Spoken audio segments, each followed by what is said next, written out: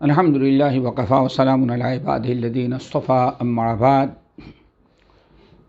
فاعوذ باللہ السمیع العلیم من الشیطان الرجیم بسم اللہ الرحمن الرحیم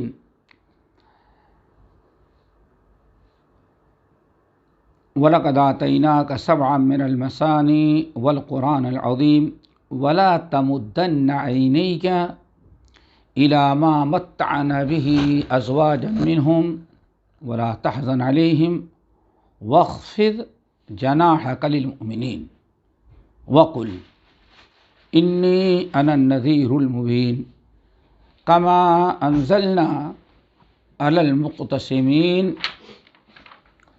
الَّذِينَ جَعَلُوا الْقُرْآنَ عِضِينَ فَوَرَبِّكَ لَنَسْأَلَنَّهُمْ أَجْمَعِينَ عَمَّا كَانُوا يَعْمَلُونَ۔ محترم حضرات، یہ سورۃ الحجر کی آخری آیات میں سے چند ہم نے پڑھی ہیں۔ آیت نمبر 86 سے لے کر کے آگے تک آیات تلاوت کی ہے۔ اللہ رب العالمین نے نبی علیہ الصلاۃ والسلام پر اپنے انعامات اور احسانات کا تذکرہ کیا، اور پھر اللہ تعالیٰ نے اپنے نبی کے ذریعے قیامت تک آنے والے مسلمانوں کو بھی کچھ ہدایات دیں، اور بڑی اہم ہیں، ان کو سمجھنے کی ضرورت ہے، اور اللہ تعالیٰ سے عمل کی توفیق مانگیں۔ رب العالمین نے فرمایا وَلَقَدْ آتَيْنَاكَ سَبْعًا مِنَ الْمَثَانِي وَالْقُرْآنِ الْعَظِيمِ۔ کل اس پر گفتگو ہو چکی ہے کہ اے نبی، تحقیق ہم نے آپ کو دیا ہے سبعًا مِنَ الْمَثَانِي، 7 مثانی یعنی سورۃ الفاتحہ، والقرآن العظیم اور قرآن عظیم۔ اللہ تعالیٰ نے ان دونوں نعمتوں کا تذکرہ کیا۔ سورۃ الفاتحہ قرآن دیا ہے، اور قرآن کے میں ایک ایسی سورت دی ہے جو 7 مثانی یعنی سورۃ الفاتحہ ہے۔ اللہ تعالیٰ نے بہت بڑا انعام اور بہت بڑا کرم کیا۔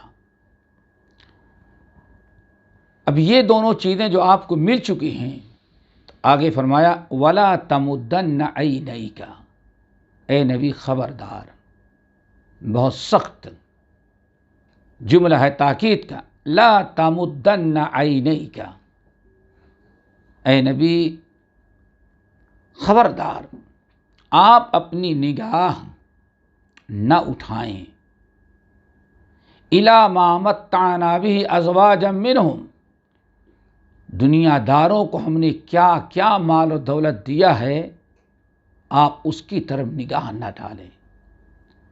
وَلَا تَحْزَنْ عَلَيْهِمْ، اور ان کو کوئی حسرت اور افسوس بھی نہ کرے۔ ایک تو اللہ تعالیٰ نے یہ آپ کو حکم دیا، اور اس میں سب لوگوں کو شامل کیا گیا ہے۔ لا تمدن عینیک، اے نبی، آپ کو اللہ تعالیٰ نے علم و حکمت دیا، قرآن جیسی عظیم کتاب، سورۃ الفاتحہ جیسی عظیم ترین نعمت سے نوازا ہے، تو اس سے بڑی دولت اب کیا ہو سکتی ہے جو آپ جس پر رشک کریں۔ ہم نے دنیا داروں کو، آپ کے دشمنوں کو، دنیا داروں کو، کفار مشرکین، ہم نے کیا کیا ان کو مال دولت، جائیداد، پراپرٹی، کرسی، طرح طرح کے مناصب ان کو دیے ہیں، آپ ان پر کبھی نگاہ اٹھا کر کے نہ دیکھیں، اور نہ کبھی اپنے اندر اس جیسے بننے کی حرص پیدا کریں۔ اللہ اکبر۔ لا تمدن عینیک الی ما متعنا بہ، ہرگز آپ اپنی نگاہ، اپنی آنکھیں ان لوگوں کی طرف نہ اٹھائیں جن کو ہم نے طرح طرح کی نعمتوں سے اور طرح طرح کی دنیاوی نعمتوں سے ہم نے مالا مال کیا ہے۔ آپ دیکھیں کہ آپ کو اللہ نے کیا دیا ہے۔ تمام اہل علم، علماء، مفسرین، سب لوگوں کا خیال ہے، سب لوگوں نے اس بات پر اتفاق کیا کہ اس آیت کی روشنی میں اللہ تعالیٰ جس شخص کو کتاب و سنت کا علم دے دے، جس کو قرآن جیسی عظیم کتاب کا حافظ اور عالم بنائے، جو قرآن پاک کے ایک ایک لفظ کا جس کو اللہ تعالیٰ نے معنی اور مفہوم سمجھنے کی توفیق دے، اس عالم کے لیے کبھی یہ زیبا نہیں کہ ہاں مالداروں کی طرف نگاہ اٹھائے اور مالداروں کے مال و دولت پر رشک کرے۔ دوستو کبھی نہیں۔ اس عالم کو جس کو اللہ نے اتنا بڑا فضل و کرم کیا، نبی کا نہیں انبیاء کا وارث بنایا۔ العلماء ورثۃ الانبیاء، علماء انبیاء کے وارث ہیں۔ جب اللہ تعالیٰ نے کائنات میں سب سے اعلیٰ درجے کے جو لوگ ہوتے ہیں انبیاء، جن کو اللہ تعالیٰ جن بندوں کو، جن خوش نصیبوں کو ان کے صف میں لا کے کھڑا کر دے اور کہا کہ یہ تم ان کے وارث ہو، تم ان کے وارث ہو، اب اس سے بڑا مقام عزت کا اور کیا ہو سکتا ہے؟ پھر جب اللہ تعالیٰ نے اپنی کتاب دنیا کو کیا کیا سیکھنے کی توفیق دی، دنیا نے کیا کیا سیکھا، لیکن اللہ نے آپ کو تو اپنی کتاب کا علم دیا ہے، اپنے نبی کی سیرت و سنت کا علم عطا کیا ہے۔ آپ کے پاس اتنی بڑی دولت آ گئی، اب آپ چند روزہ اس دنیا کی زندگی جو عیش عشرت کی ہے ان پر حرص کریں، ان پر رشک کریں، ان پر نگاہیں ڈالیں، یہ بہت ہی گری ہوئی چیز ہے۔ ہر عالم کو اپنے مقام اور منصب کو سمجھنا چاہیے اور اس آیت پر غور کرنے کی ضرورت ہے کہ جس کو اللہ تعالیٰ قرآن کا، نبی کی سیرت و سنت کا، اپنی صفات اور اپنی توحید کا علم دے دے، اور جس کو اللہ تعالیٰ اللہ کی توحید، اللہ کے دین، اللہ کی کتاب کے سیکھنے سکھانے اور لوگوں کو ان کی طرف بلانے کے لیے منتخب کر لیا ہو، اس انسان کو کبھی مالداروں کے مال و دولت پر نگاہ نہیں رکھنی چاہیے، کبھی نہ حرص رکھنی چاہیے، اور نہ کبھی ان پر رشک کر کے ان کے جیسے بننے کی کوشش کرے۔ یہ بڑی بدترین چیز ہے۔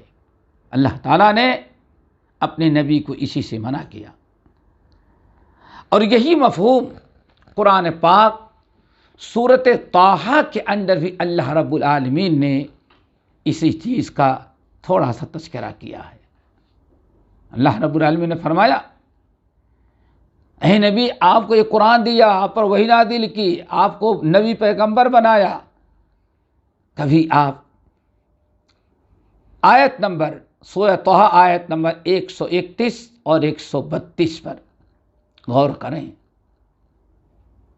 اللہ نے کس طرح سے، اللہ نے فرمایا وَلَا تَمُدَّنَّ عَيْنَيْكَ، اے نبی وَلَا تَمُدَّنَّ عَيْنَيْكَ، آپ ہرگز اپنی نگاہ نہ اٹھائیں۔ اللہ اکبر۔ وَلَا تَمُدَّنَّ عَيْنَيْكَ، اپنی نگاہ للچائی ہوئی، حرص، رشک، تمنا کے ساتھ اپنی نگاہیں ان لوگوں کی طرف نہ اٹھائیں جن کو ہم نے دنیا کی طرح طرح کی زیب و زینت اور دنیا کی نعمتوں سے مالا مال کیا ہے۔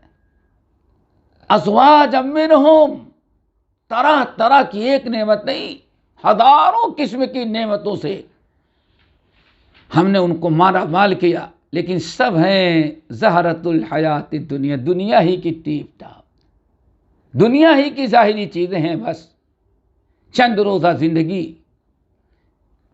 عیش کی گزار رہے ہیں، اس کے بعد علاوہ تو کچھ نہیں ان کے پاس۔ لِنَفْتِنَهُمْ فِيهِ، اور اللہ فرماتے ہیں اے نبی یہ ہم نے مال دولت، یہ جائیداد پراپرٹی، یہ حسن و جمال، یہ طرح طرح کی نعمتوں سے جو ہم ان دنیا داروں کو مالا مال کیے ہیں، تو اے نبی آپ اس چیز کا ذرا خیال رکھیں کہ اللہ تعالیٰ ان کو کیوں دیا، لِنَفْتِنَهُمْ فِيهِ، تاکہ اللہ ان کو آزمائے، ایک فتنے میں اللہ نے ان کو مبتلا کیا، لِنَفْتِنَهُمْ فِيهِ، اس دنیا کے فتنوں میں ان مبتلا ہو گئے ہیں، دنیا داری میں پھنس گئے ہیں، اللہ کو بھول گئے ہیں۔ آپ ان کی طرف نگاہ نہ اٹھائیں، ان کو کیا دیا ہے، مال دولت، دنیا کی زیب و زینت، بس یاد رکھیں ورزق ربک خیر ہوں، آپ کے رب نے آپ کو جو رزق دیا ہے خیرون، آپ کو تو علم کا رزق دیا ہے، نبوت کا رزق دیا ہے، رسالت کی رزق دیا ہے، 30 پارے کا قرآن اللہ نے آپ کو دیا ہے، آپ پر اللہ کی وحی نازل ہوتی ہے، یہ بڑا رزق ہے۔ ورزق ربک خیر، آپ کے رب کا رزق جو رب نے آپ کو دیا ہے وہ بہت ہی بہتر ہے، وہ ابقا، اور بہت زیادہ دن تک باقی رہنے والا ہے۔ اسی لیے کہا جاتا ہے، ایک تابعی ہیں عروہ ابن زبیر رضی اللہ تعالی عنہ، زبیر ابن العوام رضی اللہ تعالی عنہ کے بیٹے عروہ ابن زبیر، ان کی بڑی خواہش، بڑی تمنا تھی کہ اللہ تعالی ہم کو نبی کا وارث بنائے، اللہ تعالی ہمیں علم عطا کرے، بڑی تمنا تھی،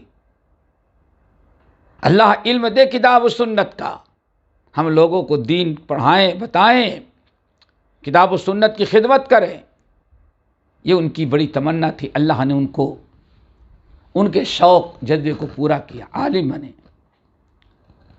کہا جاتا ہے یہی عروہ ابن زبیر جب کہیں باہر جاتے اپنے بچوں کے ساتھ، دنیا داروں کو دیکھتے، زمینداروں کو دیکھتے، بڑے بڑے دنیا کے تجار، بزنس مین، کاروباریوں کو دیکھتے، انسان ہے، بچے ہیں ساتھ میں، نگاہ اٹھ جاتی ہے، دیکھ لیتے ہیں، یا پلٹ کر کے آتے ہیں گھر تو یہی آیت پڑھتے، میرے بچوں وَلَا تَمُدَّنَّ عَيْنَيْكَ، رب نے تمہارے باپ کو کیا دیا ہے،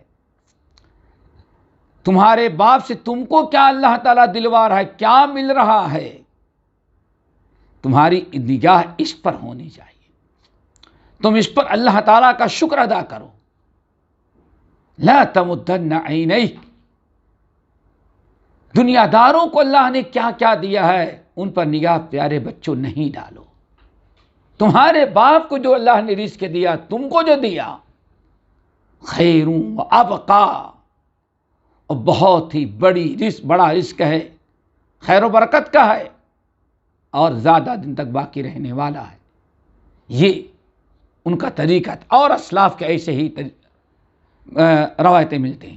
اس لیے دوستو اللہ تعالیٰ سے دعا کرو، اللہ تعالیٰ سب کو علم عطا کریں، اور وہ مخصوص لوگ جن کو اللہ تعالیٰ اپنے دین کی خدمت کے لیے، اپنی کتاب، اپنے نبی کی سیرت و سنت کو سیکھنے کے لیے منتخب بنتا ہے، سال ہا سال 8-10 سال مدرسے میں پڑھتے ہیں، اللہ تعالیٰ کا بڑا کرم ان کو عالم بنایا۔ ایسے تمام لوگوں کے حق میں دعا کرو کہ ہمیشہ ان کی نگاہ اسی آیت پر ہو۔ آج سب سے بڑا مسئلہ ہے، کہ انسان کی نگاہ مال دولت پر، دنیا داروں پر جائی جاتی ہے۔ ہر طالب علم، ہر عالم کو چاہیے، ہر عالم کو چاہیے کہ اس آیت پر غور کریں، اور آپ لوگوں کا کام ہے کہ دعا کریں کہ ہمارے جتنے طلباء علماء پڑھنے والے ہیں وہ اپنے منصب، اپنے مقام کو سمجھیں۔ بس وہ سوچیں کہ ہمیں کن کو دیکھنا ہے، ہماری لائن کیا ہے، ہمیں کن کو دیکھنا ہے۔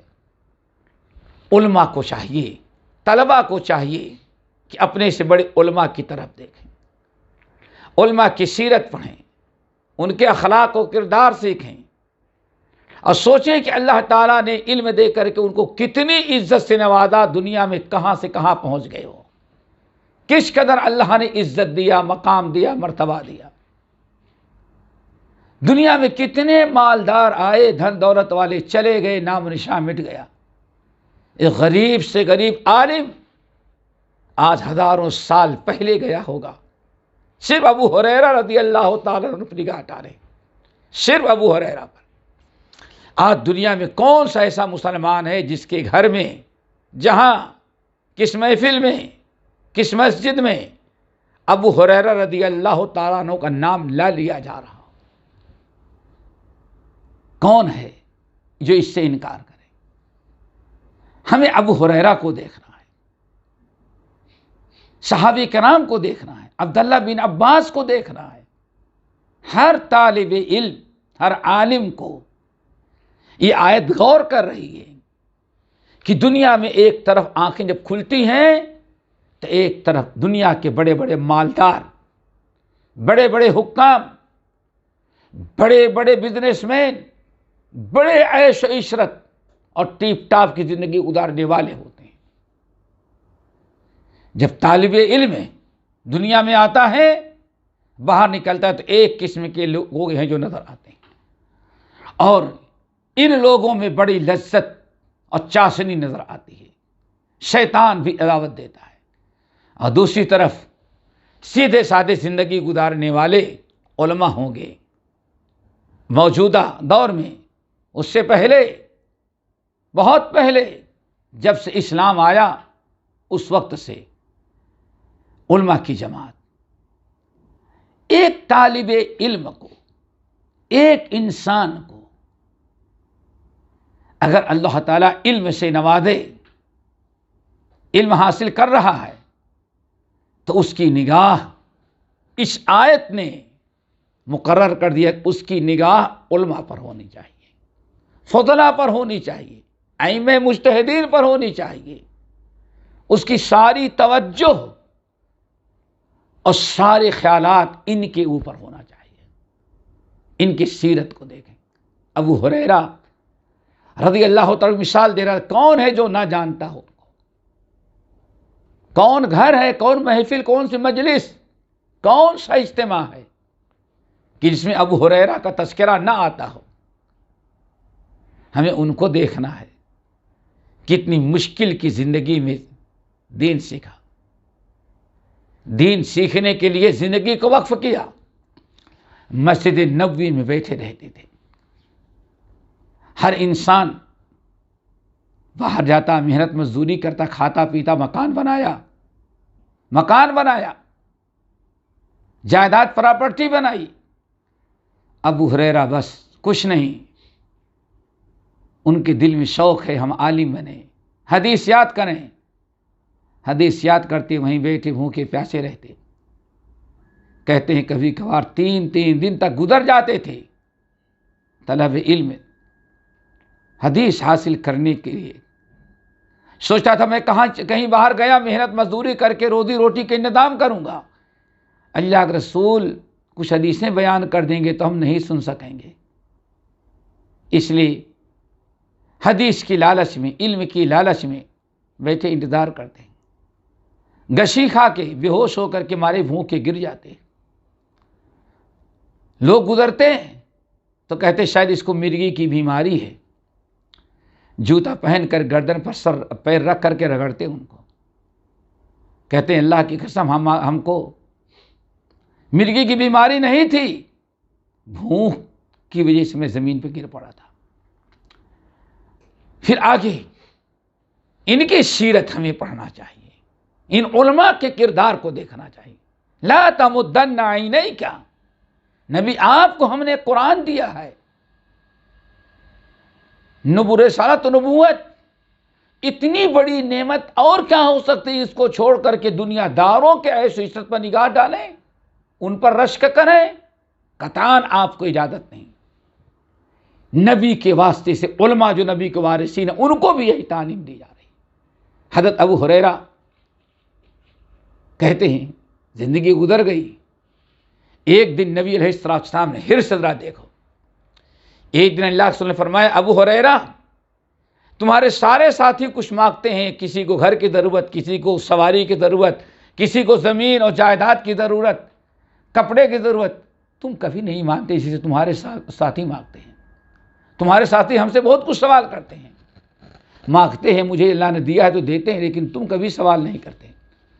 حضرت ابو ہریرہ رضی اللہ تعالی عنہ نے بڑی پیاری بات کہی، کہا یا رسول اللہ میں بھی آپ سے سوال کرتا ہوں، سب لوگ مال دولت مانگتے ہیں، جائیداد پراپرٹی، یا رسول اللہ انی اسألک ان تعلمنی مما علمک اللہ، یا رسول ہم تو بس ایک ہی چیز چاہتے ہیں کہ جو علم اللہ آپ کو دیتا جائے آپ مجھے سکھلاتے جائیں، بس مجھے یہی تمنا ہے۔ تو دوستو دعا کرو، آج 8 سال پڑھ کر کے ایک طویل عرصہ انسان علم حاصل کرتا ہے، اب حاصل کرنے کے بعد وہ جب دنیا داروں پر نگاہ ڈالی اپنے دوست احباب پر جو دنیا دار ہیں، اور وہیں سے شیطان اس کے اندر ایک قسم کی حرص، شوق اور تمنا پیدا کر دیتا ہے، وہ بھی انہی جیسے دنیا داری اختیار کرنے کے لیے پتہ نہیں کیا کیا کر گزرتا ہے، اپنی لائن بدل دیتا ہے۔ تو بہت ضروری ہے کہ اس چیز کا خاص خیال رکھیں۔ اور حدیث میں بھی اس قسم کی باتیں آئی ہیں۔ ایک حدیث امام بغوی رحمۃ اللہ علیہ نقل کرتے ہیں، اس حدیث پر کچھ کلام لوگوں نے کیا ہے، لیکن بالکل اسی قرآن پاک کی اس آیت سے ملتی جلتی ہے، قرآنی آیات سے اس کی تائید ہوتی ہے۔ حدیث کے راوی ہیں ابو ہریرہ رضی اللہ تعالی عنہ، بڑی اہم حدیث ہے دوستو، ذرا اس پر توجہ کرو۔ علماء بھی، فضلاء بھی، ائمہ بھی اور عوام بھی، کتنی پیاری حدیث۔ اللہ سبحانہ وتعالیٰ فرمایا لا تغبطن فاجرا بنعمت فإنك لا تدری ما هو لاق بعد موته ان له عند الله قاتلا لا يموت او كما قال علیہ الصلوۃ والسلام۔ اللہ رسول فرماتے ہیں لا تغبطن فاجرا، اے میرے امتی کسی بے دین کو لا علم کو، بے دین کو اللہ تعالیٰ کی نعمتوں میں سے مالا مال دیکھ کر کے جو مال و دولت میں کھیل رہا ہے، اللہ تعالیٰ کی دنیا کی طرح طرح کی نعمتوں میں پل رہا ہے، ایسے انسان کو دیکھ کر کے کبھی رغبت نہیں کرنا، اس جیسے بننے کی تمنا نہیں کرنا، حرص نہیں کرنا، اس پر رشک نہیں کرنا، کبھی یہ نہیں سوچنا کہ یار اللہ نے اس کو کیا کیا دیا ہے۔ لا تغبطن فاجرا بنعمت، کسی فاجر بے دین انسان کو اللہ تعالیٰ نے اگر طرح طرح کی نعمتیں اس کو دے رہا ہے اور نعمتوں میں کھیل رہا ہے، مکان دیکھو تو عالیشان، گاڑیاں دیکھو تو کیا پوچھنا، جائیداد پراپرٹی دیکھو تو انسان دیکھتا ہی رہ جائے۔ اللہ فرماتا ہے ایسے لوگوں کو دیکھ کر کے کبھی ان پر رغبت نہیں کرنا، کبھی ان کے جیسے بننے کی خواہش و تمنا نہیں کرنا، ان پر رشک نہیں کرنا۔ وہ رشک کی چیز نہیں ہے۔ کیوں؟ فَإِنَّكَ لَا تَدْرِي مَا هُوَ لَاقٍ، تجھے یہ پتہ نہیں کہ ہاں اس کے ساتھ کیا ہونے والا ہے موت کے بعد۔ اللہ اکبر۔ فَإِنَّكَ لَا تَدْرِي مَا هُوَ لَاقٍ بَعْدَ مَوْتِهِ، تجھے یہ نہیں پتہ کہ یہ دنیا دار جو تمہارے سامنے ہے، دنیا میں کھیل رہا ہے، مال میں، دولت میں، کہاں سے کہاں پہنچ چکا ہے، یہ سب کچھ، لیکن یہ دنیا کا معاملہ ہے، مرنے کے بعد اسے کیا ملنے والا ہے وہ تو تجھے اس کا علم تجھے نہیں ہے۔ فَإِنَّكَ لَا تَدْرِي مَا هُوَ لَاقٍ بَعْدَ مَوْتِهِ، مرنے کے بعد اسے کیا ملنے والا وہ تجھے پتہ نہیں ہے۔ اللہ اکبر۔ ان لہو، پھر آگے آپ نے ارشاد فرمایا ان لہو عند اللہ قاتلا، یقیناً اللہ تعالیٰ نے اس کے لیے ایسا قاتل مقرر کر رکھا ہے کہ کبھی قتل کرنے کے باوجود بھی نہیں مرے گا۔ اللہ اکبر۔ پیارے نبی کی نصیحت، ایسے بے ایمان، بے دین، دنیا دار جو دین سے ہٹا ہوا ہے، فسق فجور میں مبتلا ہے، لیکن اللہ نے ہر قسم کی دنیا کی نعمتیں اسے دے رکھی ہیں، کبھی اس پر رشک نہیں کرنا، کبھی اس پر تمنا نہیں کرنا۔ فَإِنَّكَ لَا تَدْرِي، تجھے یہ پر تم صرف دیکھ رہا ہے دنیا میں اس کا عیش اور عشرت اس کی دیکھ رہا ہے، اس کی ٹیپ ٹاپ دنیاوی عزت مال و دولت دیکھ رہا ہے، مرنے کے بعد اس کے ساتھ کیا ہوگا اسے تو نہیں جانتا، اللہ جانتا ہے۔ ان لہو عند اللہ قاتلا، اللہ تعالیٰ کے پاس اس کے لیے ایک قاتل مقرر ہے، ایک قاتل ہے، اور جس قاتل کے قتل کرنے پر یہ انسان کبھی دوبارہ زندہ نہیں ہوگا، کبھی مرے گا نہیں۔ راوی نے کہا وہ قاتل کیا؟ موت ہے، جہنم کی آگ ہے، جہنم کی آگ میں مرتا رہے گا لیکن کبھی موت نہیں آ سکتی، جلا جلا کے آگ ختم کر دے رہی ہے، لیکن جان جیسے دنیا میں مر گئے ایسے مر نہیں رہا ہے۔ اس حدیث کو پر غور کریں اور اس حدیث کو یاد رکھیں۔ یہ حدیث مرفوعاً اور موقوفاً دونوں طرح سے مروی ہے۔ حضرت عون بن عبداللہ، یہ بڑے سکون کی ضرورت ہے دوستو۔ عون بن عبداللہ ایک بہت بڑے عالم، فقیہ، دیندار بزرگ گزرے ہوئے ہیں۔ انہوں نے بڑی پیاری نصیحت کی، تجربے کی بات کہی دوستو۔ کہتے ہیں صحبت الاغنیاء فلم ارى احدا اکبر ہما منی، کہتے ہیں میں جب جوان ہوا، بڑا ہوا، تو مالداروں کے ساتھ ہم نے دوستی کرنے میں اپنی بڑی عزت اور بڑا فخر سمجھا۔ اللہ اکبر۔ ہم نے مالداروں کے بیٹوں کے پاس اٹھنا بیٹھنا، مالداروں کے ہاں جانا آنا، ان کی محفلوں میں شامل ہونا ہم نے شروع کر دیا۔ کہتے ہیں لیکن میں نے اندازہ لگایا کہ ایسے مالداروں کے ساتھ اٹھنے بیٹھنے، ان کے ساتھ گھومنے ٹہلنے، ان کے بچوں سے دوستی کرنے میں جتنا بڑا ٹینشن مجھے تھا، اس سے بڑا ٹینشن دنیا میں کسی اور چیز سے نہیں ہو سکتا تھا۔ کہتے ہیں ایک دن بھی ہمیں سکون کی زندگی نصیب نہیں ہو رہی تھی۔ عبرت و نصیحت سنو، ایک دن بھی ہمیں عبرت و نصیحت حاصل نہیں ہو رہی تھی، بہت پریشان، میں اپنی سواری دیکھتی، ان کی سواری تو ان کی سواری ہزاروں کی، ہماری ٹکوں کی. ہم غریب انسان، ہماری سواری میں ان کی سواری میں زمین اور آسمان کا فرق ہے. میں اپنا لباس دیکھتا اور ان کا کپڑا دیکھتا. میں ان کا لباس دیکھتا تو بڑا قیمتی، ہمارا لباس بڑا سستا. برابر ٹینشن، ہر وقت پریشانی میں.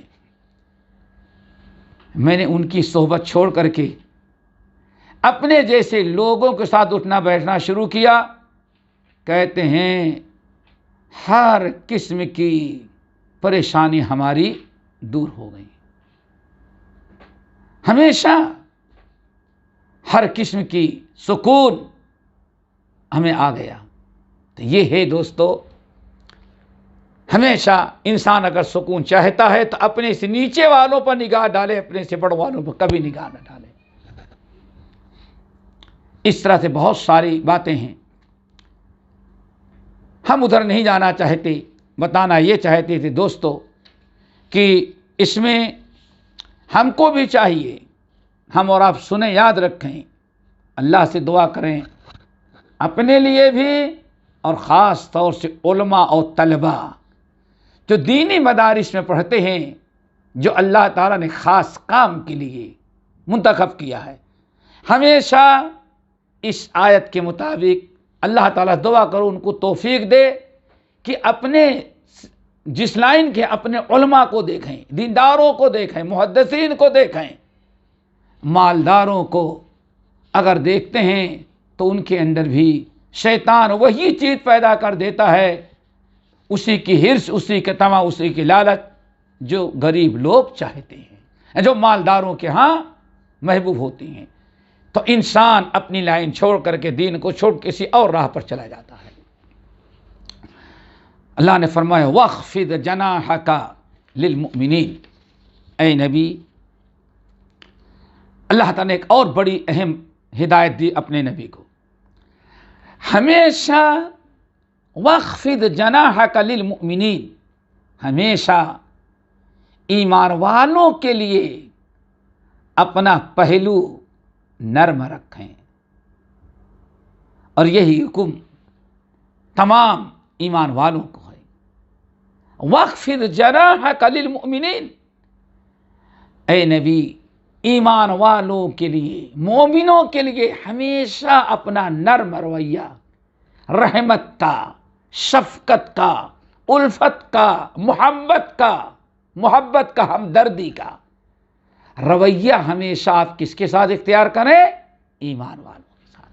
اللہ آج مومنوں کی اس تعلیم پر عمل کرنے کی توفیق نصیب فرمائے. رحمتیں، آج ہم مسلمانوں کو چاہیے کہ آپس میں سارے مسلمان ایک دوسرے کے ہمدرد ہوں، ایک دوسرے پر شفقت کرنے والے ہوں، ایک دوسرے کے لیے نرم دل، نرم مزاج، نرم زبان ہو، نرم رویہ اختیار کرنے والے ہوں. سختی سے بچو دوستو. وَاخْفِضْ جَنَاحَكَ لِلْمُؤْمِنِينَ. اسی لیے ایک موقع پر اللہ نے ارشاد فرمایا الا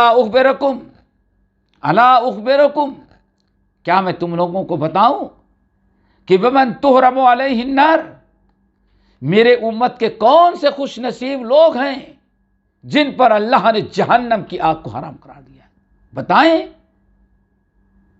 لوگوں نے کہا بلا یا رسول اللہ. فرمایا کل حین لین سہل قریب. اللہ اکبر. ایک جملہ اللہ نے فرمایا میرے پیارے نبی وَاخْفِضْ جَنَاحَكَ لِلْمُؤْمِنِينَ، ہمیشہ مومنوں کے معاملے میں، مومنوں کے ساتھ ہمیشہ نرم رویہ رکھو. نرم رویہ، کوئی سختی کا معاملہ، لین دین، بات چیت، معاملات، ہمیشہ مومنوں کے معاملات میں نرم گوشہ اختیار کرنا چاہیے. حدیث الا اخبرکم، کیا میں تمہیں بتاؤں تم لوگوں کو کہ اللہ نے کس کے اوپر جہنم کی آگ کو حرام قرار دیا؟ لوگوں نے کہا بلا یا رسول اللہ. آپ نے فرمایا 4 خوبیاں ہیں، جس شخص میں یہ 4 چیزیں پائی جاتی ہیں اللہ تعالیٰ اس کے اوپر جہنم کی آگ کو حرام کر دیتا ہے۔ نمبر 1 کل ہین، نمبر 2 لین، نمبر 3 سہل، نمبر 4 قریب۔ کل ہین، ہین، ہین، کل ہین لین، ہین۔ ہین کا مطلب انسان چلنے میں، پھرنے میں، لوگوں سے بات کرنے میں، سب کی عزت کا خیال، وقار، وقار جو کہ بڑے ذی وقار۔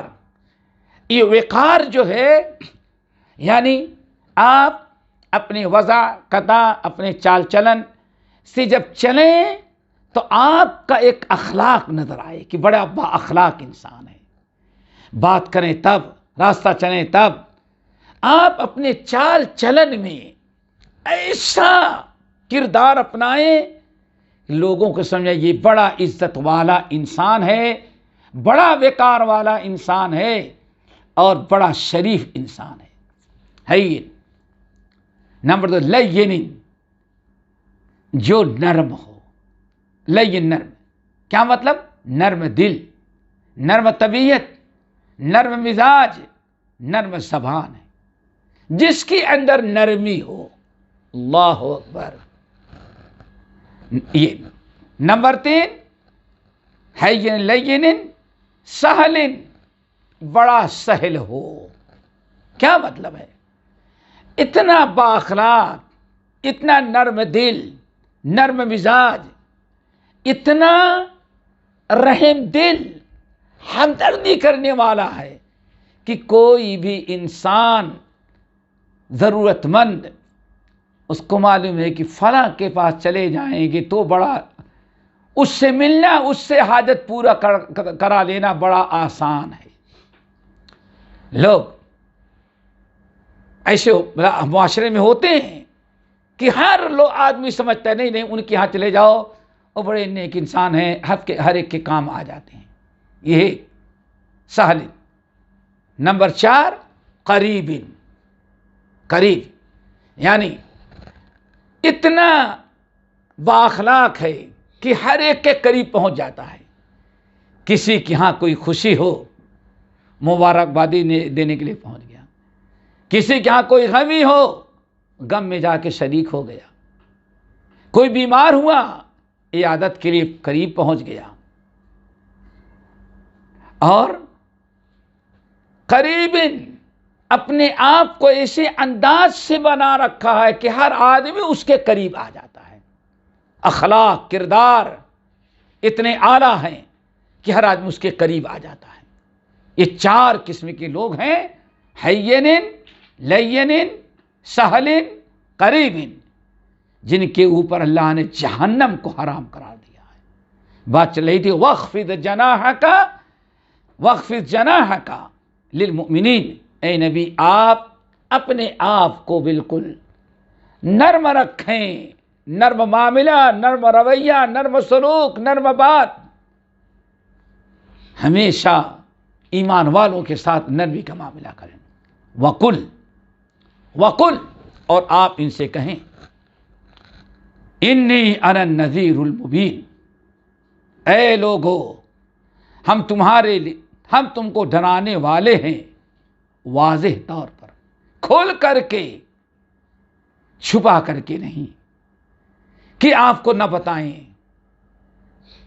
ہے آپ کے لیے خطرناک چیز، شرک اتنا بڑا بدترین گناہ آپ کو جہنم میں لے کے جا رہا ہے، اور میں سوچوں میں بتاؤں گا تو ناراض ہو جائیں گے۔ نہیں، ہم ہمدردی کرتے ہیں، ہم کھول کر کے آپ کو بتا دیتے ہیں کہ نہیں یہ کرو گے تو اس کا انجام برا ہوتا ہے، یہ غلط چیز ہے، اس کی سزا اللہ کے ہاں یہ مقرر ہے۔ وَقُلْ بتائیے، ان سے کہہ دے لوگو ہم تمہارے لیے کھلا ہوا ڈرانے والے ہیں۔ کما انزلنا علی المقتسمین، کما انزلنا علی المقتسمین الذین جعلوا القرآن عضین، یہ بھی بڑی اہم آیت ہے دوستو، اس پر بھی ذرا غور کرنے کی چیز ہے، اس پر بھی بڑے غور کرنے کی چیز ہے۔ کما انزلنا علی المقتسمین، جیسے ہم نے ایک معنی تو یہ ہے، کما انزلنا علی المقتسمین، جیسے کہ ہم نے اپنا عذاب نازل کیا تھا مقتسمین پر۔ مقتسمین کا 3 معنی بیان کیا گیا ہے، اور تینوں بڑے اہم ہیں، سمجھیں۔ نمبر 1 تقسیم سے ہے، تقسیم کر لینے والے۔ کما انزلنا علی المقتسمین، ہم عذاب نازل کریں گے آپ کی امت پر۔ محمد صلی اللہ علیہ وسلم، یہ آپ کی امت ایمان نہیں لا رہی ہے، کفر و شرک چھوڑنے کے لیے تیار نہیں ہے، آپ کو تنگ کر رہے ہیں، تو اچھی طرح سے یاد رکھیں، ہم ان پر بھی آگے چل کے عذاب نازل کریں گے ایک دن، جیسے کہ تقسیم کرنے والوں پر ہم نے عذاب نازل اس سے پہلے کیا ہے۔ اللہ اکبر، بڑی دردناک چیز ہے دوستو۔ کما انزلنا علی المقتسمین، تقسیم کرنے والوں سے مراد اہل کتاب یہود و نصارہ ہیں، جنہوں نے اپنی کتابوں کو تقسیم کر رکھا تھا، اور کئی طرح سے تقسیم کیا۔ کتاب کے ٹکڑے تورات و انجیل کے حصے بکھیرے بنا رکھے تھے، یہ تمہارا ہے، ہمارا ہے، اس کا ہے، اس کا۔ ایک فرقے والا کہتا ہمارے پاس یہ اور تمہارے پاس ہو۔ نمبر 2 بانٹ رکھا تھا، کچھ پر عمل کرتے اور کچھ کو چھوڑ دیتے۔ یہ عمل کرنے والی چیزیں نہیں ہیں، یہ تقسیم کر رکھا تھا۔ تورات و انجیل کی ان باتوں پر عمل کیا جائے گا، اور ان پر آج عمل نہیں ہو سکتا۔ اللہ تعالیٰ نے ان پر عذاب نازل کیا، یہود و نصارہ پر، اور آج بھی اللہ تعالیٰ کے عذاب کے مستحق ہیں، گرچہ لوگ عذاب نہیں سمجھ رہے ہیں، عذاب ان پر مسلط ہے۔ ان میں سے کسی کے ساتھ کچھ دن زندگی گزاریں اور زندگی ان کے ساتھ بسر کریں، تب پتہ چلے گا کہ کتنے بڑے بڑے عذاب میں اللہ نے ان کو مبتلا کر رکھا ہے، گرچہ انہوں نے عذاب کو فیشن بنایا، کچھ اور دے رکھا، آزادی، لیکن بڑے خطرناک قسم کے عذاب مبتلا ہیں، قریب جانے سے پتہ چلتا ہے۔ تو اللہ نے فرمایا، اے محمد صلی اللہ علیہ وسلم، آپ کے امتی اگر ایمان نہیں لائیں گے اور یہ لوگ بھی ایسی شیطنت کریں گے تو ان پر بھی ایسے ہی عذاب ہم نازل کریں گے جیسے تقسیم کرنے والوں پر۔ دوسرا معنی تقسیم، کما انزلنا علی المقتسمین، دوسرا معنی یہ ہے کہ حج کا موسم آیا، ولید ابن المغیرہ، یہ مکے کا سب سے بڑا شیطان تھا، مشرک بت پرست، جو نبی علیہ السلام کو بڑا ستایا، اور یہی سردار تھا، مال میں دولت میں سب سے بڑھا چڑھا یہ انسان تھا۔ حج کے موسم میں مکے کے لوگ سارے سردار ذمہ دار اس کے پاس آئے اور کہا، ہمارے آقا ولید، آپ کو معلوم ہے کہ حج کے ایام آنے والے ہیں، قریب حج آ رہا ہے، آپ کو معلوم ہے حج آنے والا ہے، اور عرب کے لوگوں میں محمد کی خبر بھی پہنچ گئی صلی اللہ علیہ وسلم، سب کو معلوم ہے کہ مدینے میں ایک نبی پیدا ہوا ہے جس کا نام محمد ہے۔ اب وہ لوگ آ رہے ہیں تو ان سے ضرور ملنا چاہیں گے، اور محمد بھی مارکیٹ میں نکلیں گے، حج میں جائیں گے، لوگوں سے ملیں گے، تو لوگوں کو کیسے روکا جائے کہ کوئی اپنا دین نہ چھوڑے، محمد کی باتوں میں کوئی نہ آ سکے۔ یہ اس قسم کی باتیں ہوئی۔ ولید بڑا ہوشیار تھا، کہا بھائی آپ لوگ سوچ کے بتائیں۔ تو کسی نے کہا کہ ہم لوگ کہیں گے مجنون ہیں، یہ پاگل ہو گئے اس لیے ایسی باتیں کر، باپ دادا کے دین کو غلط کہتے ہیں، چونکہ دیوانے ہو گئے، مجنون اور پاگل ہو چکے۔ ولید نے سنا، کہا اچھا ٹھیک ہے بھائی۔ ایک گروہ نے کہا ہاں بس بس، سب سے اچھا فارمولہ یہ ہے کہ ہم لوگ کہیں گے ان کو مجنون، یہ مجنون ہے۔ کچھ لوگوں نے کہا نہیں نہیں، ہم ان کو جادوگر کہیں گے، ہم ان کو شاعر کہیں گے۔ شاعر کے کلام میں مزہ آتا ہے لیکن وہ حقیقت نہیں ہوتی، تو اس طرح سے ان کی پوزیشن ڈاؤن ہو جائے گی، کوئی ان کو نبی نہیں مانے گا، ان کی باتوں میں آ کر کے اپنے باپ دادا کے دین کو چھوڑ کر کے ان کا نیا دین قبول نہیں کرے گا۔ کچھ لوگ اس کی طرف ہاں ہاں بالکل ان کو شاعر بنائیں گے۔ کچھ لوگوں نے کہا ان کو ہم کاہن کہیں گے کہ غیب کی خبریں دیتے ہیں، ان کے پاس کوئی موکل ہے اس سے پوچھ کے غیب کی خبریں دیتے ہیں۔ کچھ لوگوں نے کہا ہاں یہ بھی بہت درست ہے، لیکن کسی پر اطمینان نہیں ہوا۔ آخر میں ایک نے کہا ہم ان کو کہیں گے جادوگر ہیں، جادوگری کے ذریعے سب میں پھوٹ ڈال دیتے ہیں۔ ولید ابن المغیرہ نے کہا بات جو ہے سب سے معقول یہی کہ جادوگر ہیں، تم کہو گے پاگل ہیں تو دنیا جانتی ہے کہ محمد پاگل نہیں ہے، تم کو پاگل کہیں گے۔ دنیا جانتی ہے کہ شاعر نہیں ہے، کسی میں کامیاب نہیں ہوگا، بس ایک چیز ہے ان کو کیا کو، ساحر ہے، جادوگر۔ اللہ رب العالمین نے اس موقع پر یہ آیت نازل کی، قل اے نبی ان سے کہیں ہم تو کھلا ہوا ڈرانے والے، کما انزلنا علی المقتسمین، جیسے ہم نے عذاب نازل کیا ان جنہوں نے محمد صلی اللہ علیہ وسلم کی لائی دعوت کو، قرآن کو بانٹا۔ کسی نے کہا ساحر ہے، کسی نے کہا شاعر ہے، کسی نے کہا جادوگر ہے، کسی نے کہا مجنون ہے۔ یہ جیسے بانٹے ہیں اللہ تعالیٰ جیسے پہلوں پر عذاب نازل کیا ان پر بھی عذاب نازل کرے گا۔ اللہ تعالیٰ ہم سب کو عمل کے توفیق نصیب فرمائے۔ باقی انشاءاللہ کل اقول قولی ھذا واستغفر اللہ من کل ذنب واتوب الیہ۔